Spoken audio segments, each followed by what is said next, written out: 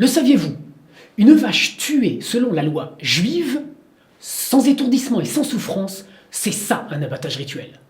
Nous avons vu dans un précédent, le saviez-vous, que le soi-disant humanisme de l'abattage, classique en vigueur en Europe, exigeant un étourdissement de la bête avant sa mise à mort, était en réalité un mensonge grossier et éhonté. En ce qui nous concerne, la shrita, l'abattage rituel juif, est reconnu par tous les scientifiques qui ont étudié le sujet objectivement, comme étant le système qui fait le moins souffrir les animaux. Voyons ensemble ce que nous cache la shrita. Qu'est-ce qui peut garantir de manière si sûre que l'animal ne souffre pas?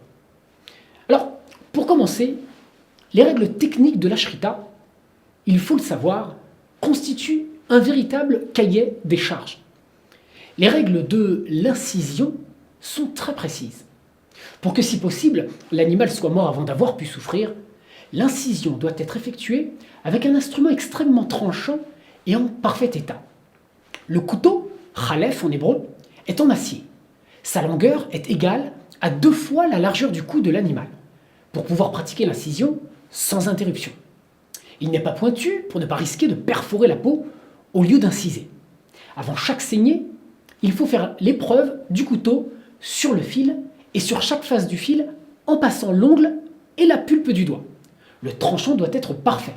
Tout défaut, même de la taille d'un cheveu, rend le couteau inutilisable. Toute erreur, toute déviation par rapport au geste idéal qui risquerait de faire souffrir l'animal disqualifie la shrita. Cette rigueur dans l'acte de la shrita a pour motivation principale la rapidité d'exécution et la diminution maximum de la souffrance de l'animal. Elle permet aussi d'obtenir la saignée la plus complète possible. La dernière étape, c'est l'inspection. Aussitôt après l'incision, le shorat examine la carcasse et les organes internes de l'animal abattu. Toute anomalie, incluant les poumons et la plèvre, peuvent révéler de mauvaises conditions de vie, d'élevage ou de transport et rendre l'animal non cachère. Même si la blessure n'est pas discernée avant l'abattage, l'animal ne peut être consommé. C'est un critère supplémentaire imposant de prendre en compte le bien-être de l'animal. Étudions maintenant la physiologie de l'animal pour comprendre en quoi la saignée par la shrita ne fait pas souffrir l'animal. Dans le cou de chaque bête se trouvent, entre autres, 2 veines qui jouent un rôle fondamental dans l'alimentation du cerveau en sang. Il s'agit de la carotide, qui se trouve sur l'avant-cou de la bête, et de l'artère vertébrale qui se trouve sur l'arrière du cou de la bête. Par ailleurs, à la base du cou, se trouve également un complexe veineux connu par tout étudiant en médecine qui s'appelle le polygone de Willis.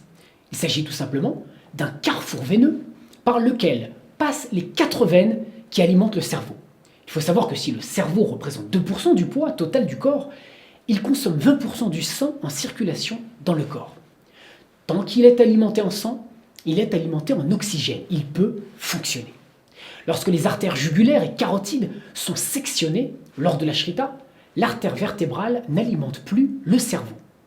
Voici donc la raison pour laquelle il est impossible qu'une bête abattue rituellement puisse souffrir. Il existe d'ailleurs plusieurs études qui confirment cela. En effet, le professeur Rukebusch nous explique qu'au moment de l'incision, le taux d'adrénaline sanguin et la glycémie, paramètres chimiques, augmentant lors du stress, seraient moins élevés chez les animaux abattus selon la shrita que chez des animaux abattus selon d'autres procédés. Une étude effectuée sur des bovins montre que l'électroencéphalogramme EEG, avant et immédiatement après l'incision de la shrita, est identique. On ne détecte aucune modification du tracé témoignant d'une quelconque douleur liée à l'incision. Lors d'un abattage avec étourdissement préalable, il y a au contraire au moment de l'incision une augmentation systématique de l'activité cérébrale apparente sur l'EEG. Par la suite, en 4 à 10 secondes après la shrita, un état d'inconscience est détecté à l'EEG. En 13 à 23 secondes, l'EEG est plat.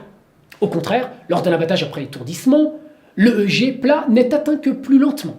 Cette différence s'explique par les effets de la shrita sur l'organisme, qui ont été étudiés par des physiologistes.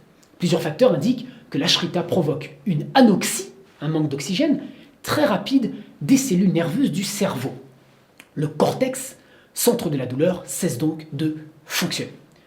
Seulement, Dans certains cas, lorsque les artères jugulaires et carotides sont sectionnées, l'artère vertébrale continue d'alimenter le cerveau. L'animal n'ayant pas perdu connaissance immédiatement, il en résulte donc une souffrance de l'animal. Brigitte Bardot aurait-elle finalement le dernier mot? Pour s'en sortir, l'idéal serait que dans le cas des animaux cachers, ce que la Torah nous permet de consommer, le cerveau ne puisse plus être alimenté au moment de la saignée et mettre l'animal dans un état d'inconscience totale. C'est là où nous perçons les secrets de la shrita et de la cache-route imposée par le créateur du monde. Il existe en effet une différence physiologique fondamentale entre les animaux cachers et les animaux que la Torah nous interdit. Oui, car chez les animaux cachers, l'artère vertébrale rejoint le polygone de Willis avant de remonter vers le cerveau. Au moment de la shrita, la circulation du sang est totalement interrompue vers le cerveau. Comme l'expliquent les scientifiques, la bête perd connaissance après quelques secondes seulement. Elle va donc quitter ce monde en dormant. Elle ne peut rien sentir. Les diverses lois de l'abattage juif favorisent d'ailleurs cette perte de connaissance, comme nous l'avons dit précédemment. Le couteau doit être tranchant, effilé sans aucune protubérance ou aspérité. Le mouvement du shoret, l'abatteur rituel, doit être sec et rapide. Enfin, il n'a pas le droit d'appuyer la lame du couteau sur la peau de la bête. Il doit se contenter de la faire passer sur son cou et de laisser la lame trancher sans l'enfoncer en force. Mais miracle, pour les animaux non permis par la Torah, il n'en va pas de même.